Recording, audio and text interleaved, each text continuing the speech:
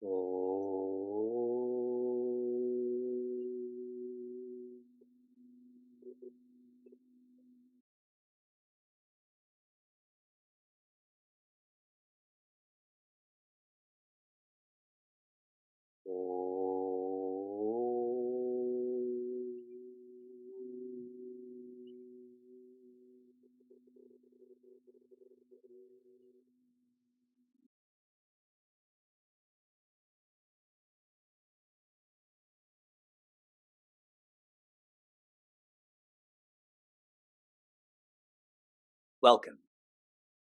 to Meaningful Mornings.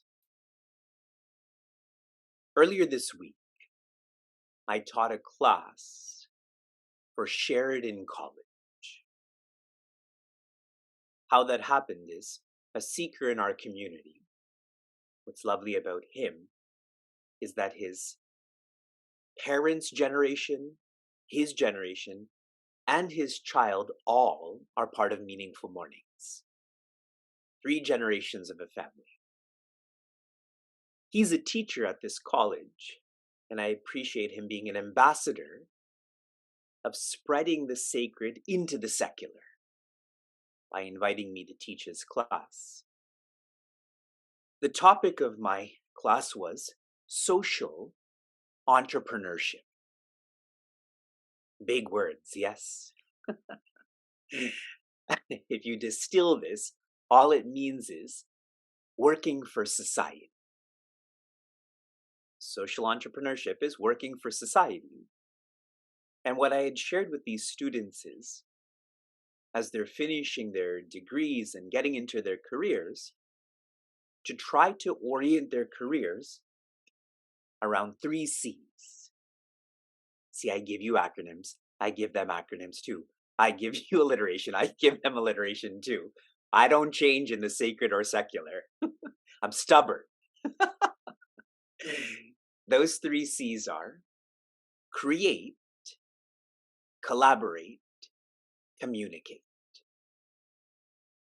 Create a career that works for society. If that's not possible, collaborate. Facilitate a career that collaborates with an entity that is working for society. And communicate. If you can't create or collaborate with an entity that's working for society, at least communicate on behalf of these entities that are working for society. In all of these C's, you're still touching working for society. As I was sharing these thoughts with these students in this class, naturally my mind came to our community, and I feel that we touch all of these C's. This week, one of our crew members shared with me that our podcast has now reached over 51,000 unique listeners. Not one of you 51,000 times. 51,000 unique listeners in more than 150 countries. I think collectively we've not traveled to 150 countries. So what do we do together? We work for society. Right now, Chinmay Mission Cleveland and I are working for refurbishing our ashram. We have a fundraiser coming up, and we're aspiring to raise $300,000.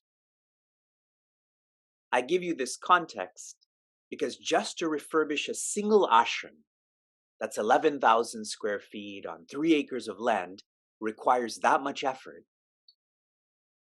Imagine the effort required to maintain creation, how intensive this would be. And that is why we have avatars. They are those who maintain our creation. A lovely avatara in our culture and our religion is Bhagwan Rama. He's an icon of dharma What does dharma do to one? Integrates one. And this is so clear because how he lived on the basis of eka. He lived in such a way to have eka patni, one spouse or relationship. Eka vachani, when he spoke once. And that means whatever he said he meant, whatever he said he committed to. There was no meandering. And eka bani, that's in reference to when he would shoot arrows, he would shoot once. This shows that his thoughts, words, and actions were all integrated. Bhagavan Rama is an icon of dharma, that which integrates. He lived like this. And so, a simple message we can extract from his life is to unitask. That's a way of integrating, that's a way of living dharma. Yesterday we listened to a beautiful bhajan by a beautiful seeker. This is Archana and Shrikant's daughter, Trisha. And they had shared with me that the internet connectivity was not great, and I responded sharing, her offering was beyond the internet. Really, what can the internet provide compared to devotion? And one of the words she sang is Dinesha. I love this name. Dinesha means the master of the day. The master of the day is one who's disciplined, one who has purpose for that day. I had shared that Bhagavan Rama is really a role model. He has given us the opportunity to model our days after him. A couple of more insights before we continue back to Bhagavad Gita. See, I never want us to feel that these Jayantis are an event. Just once a year for 15 minutes. Yesterday I had shared that Bhagavati Sita's favorite name for Bhagavan Rama was Kripa Nidhana. It wasn't Kripa, it's Karuna. Though they mean the same, I want us to be clear, she was mad at me for describing the wrong name towards Bhagavan Rama, so it's Karuna. And now personally, yesterday when I was with my one with one, I was sharing with the seeker that he's the second person that I've met today on Bhagavan Rama's Jayanti, that I had met Shuka and then I had met him. And Shuka said, no, he's the third person you met. And I said, Shuka, why are you saying that? He said, you met yourself first. And what a thought that the first person I actually meet is myself or Bhagavan Rama. And Sheila and I are trying to practice positive reinforcement. We're trying. So when our kids follow Dinesha, they actually follow a timeline in the morning. We give them a sticker. And the kids like it for a little while and then they lose it. So yesterday Shuka got his sticker and he looks at Vyasa and says, mine is better. And I stopped Shuka and I said, yours is yours. And Shuka said, I know, I'm talking to myself. What a thought, to really just appreciate what you have to verbalize that. Bhagavan Rama's Jayanti is comprehensive. Please don't think it ended. If it did, you chose that. Chapter 12, verse 5, Sri Krishna shares, infinity equals difficulty. In verse 6, Sri Krishna shares, surrender will make this easier. Surrender is not an action. It is not a karma. It is an attitude. It is a bhava. In verse 7, if you surrender, what will you feel I am? Some Ut dharta. Sam means well. Ut means up. Dharta means held. What you will feel I am is your well-wisher or your uplifter. And what a beautiful comparison. The more you surrender, the more you rise. In verse 8, this is a summary of these first thoughts, this first train of thought. Shri Krishna presents a circle to us. He says the heart is to follow the head. Belief is to follow logic, but then the head is to follow the heart. That logic is to evolve into faith.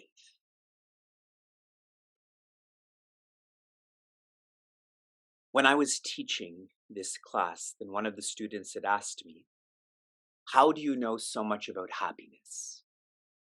I was teaching them Sanatana Dharma, but using English words.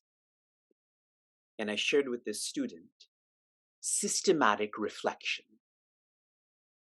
You can reflect and it will move you, but if you have systematic reflection that is guided by a guide and a map, that's how you nurture clarity. And Shri Krishna shares the same, na samshayaha. That's how this verse ends. If you are systematically reflecting on living in Shri Krishna, living for Shri Krishna, then naturally he is going to be your uplifter. Still, some of us may feel infinity equals difficulty, divinity also equals difficulty. And that's why we have verse 9 and a beautiful change in thought in this chapter.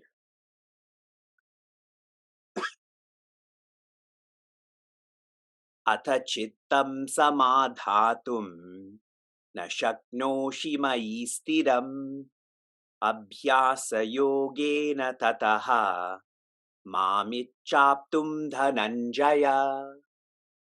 Joy. Our favorite name has come, Dhananjaya, also known as Dan. The word atha means one thought is completed, a new thought is beginning. Chittam samadhatum, one's mind, samadhatum, to immerse, to absorb. Na shaknoshi, this is not possible. Mayi, in me, stiram, in a steady, firm way. Shri Krishna sharing all that I've shared in verses 1 through 8, if this is difficult, that you cannot get your heart to follow your head to follow your heart. How many of you can relate to this? That it's difficult to be steady in remembering Shri Krishna. We all find this difficult, including Prince Arjuna. So what should one do? Atha is in the first line, tata is in the second line. If this is your difficulty, then this is your solution. What do you think the solution is? If whatever is difficult, what should you do? Practice. Our course is called Practices to Perfection. Abhyasa yogena, by practicing, mam ichaptum, you will reach me. Reaching here is, you will rediscover me. Bhagavan Rama will never be born in your heart. He is birthless. We only have to be available to that which is omnipresent. This is not the first time that Sri Krishna has shared Abhyasa Yoga. What chapter did he share this in? The first time we came across this phrase? Good, 6. If you're in doubt about a chapter, the best guesses are 2 or 18, okay? They're the biggest chapters. You're probably right. But in this case, it is chapter 6. After Shri Krishna teaches how to contemplate, Prince Arjuna says this is difficult. Here he doesn't say it's difficult, but he inwardly expresses that. So Shri Krishna shares, practice.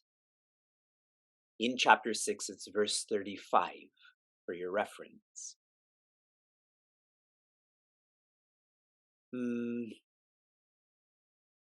A final thought on how we can practice. In our Practices to Perfection course, one of the practices given is use planner. Use planner, which means to use a planner. I observe that our minds are all over the place. A planner helps us to lock in the where and the when. Where? Look where you are right now. Typically, it's the same. The when is definitely the same. Then you can engage in the what. See how our minds go from everywhere and every time to a specific where in time? Then you can engage. That's the entry point for ego. Enchant and observe. Practice. Using a planner is a way of practicing.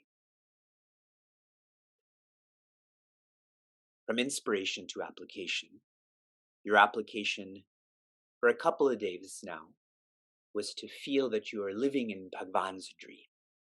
Did you feel this? If you did, I feel that you would have been more light-hearted in all that you do, all that happens to you. Shuka told me yesterday he had a dream that a frog ate him. And then he had a big smile and laughed. Did he take it seriously? Did I take it seriously? Where's that frog? You just feel more lighthearted and then you get to light. Bhagwan Rama is an icon of light. He's an icon of everything. But light is another one. Here is your application for this morning. I want you to rate how you are practicing. 1 is awful. 100 is awesome. You rate your Abhyasa Yoga. Shanti, Shanti, Shanti. Be safe, be sound, be serene, be joy.